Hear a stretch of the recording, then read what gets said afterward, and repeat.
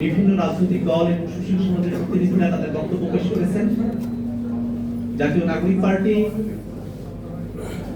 সকলের বক্তব্যকে গুরুত্বের সঙ্গে বিবেচনা করবে এবং একই সাথে আমরা একটা কথা পরিষ্কার করে বলতে চাই, সংস্কার এবং নির্বাচনকে মুখোমুখি দাঁড় করানোর কোনো অর্থ নেই। বাংলাদেশে নির্বাচন আবশ্যক এবং সেটা সংস্কার সমেত নির্বাচন। সংস্কারকে বিচ্ছিন্ন করে বাংলাদেশে যদি কোনো নির্বাচন অনুষ্ঠিত হয়, তাহলে অতীতের মতো পুরনো কাঠামোতে ফিরে গিয়ে বাংলাদেশে ফ্যাসিবাদ স্বৈরতন্ত্র প্রতিষ্ঠিত হবার রাস্তা প্রশস্ত হবে।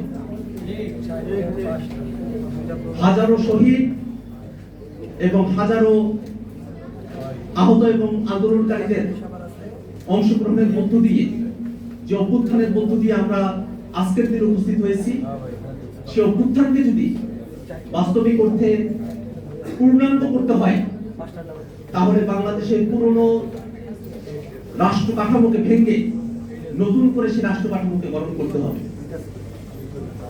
বাংলাদেশে বিদ্যমান কাঠামোতে প্রধানমন্ত্রীকে যে একচ্ছত্র ক্ষমতা এবং কর্তৃত্ব প্রদান করা হয়েছে, তার মধ্য দিয়ে সাংবিধানিক প্রক্রিয়াতেই একজন প্রধানমন্ত্রী স্বৈর শাসকে পরিণত হওয়ার সুযোগটা রয়ে গেছে।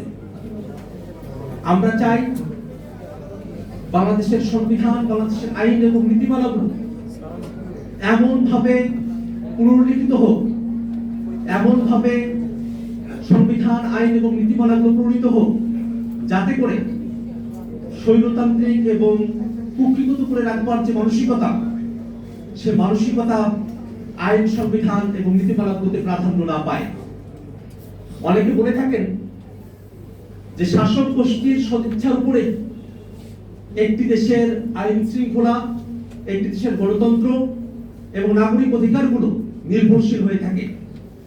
এটা যেমন সত্য, শাসক গোষ্ঠীর সদিচ্ছা খুবই গুরুত্বপূর্ণ একটা বিষয়, কিন্তু শাসক গোষ্ঠী যে আইন, বিধান, সংবিধানের মধ্য দিয়ে নাগরিকের অধিকার, গণতন্ত্র সুরক্ষিত করবে, সেগুলো যদি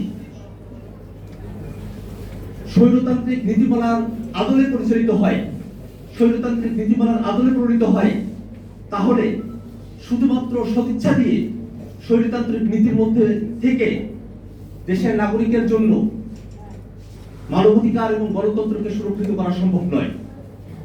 অন্ততপক্ষে আইনি কাঠামোতে, সংবিধানে যদি গণতন্ত্রের আভাস থাকে, ক্ষমতার বিকেন্দ্রীকরণ থাকে, জবাবদিহিতার কথা উল্লেখ করা থাকে, তাহলে যে কোনো শাসক গোষ্ঠী যাদের মনের মধ্যেও ফ্যাসিবাদ এবং স্বৈরাচার উকি দেয়, তারাও এই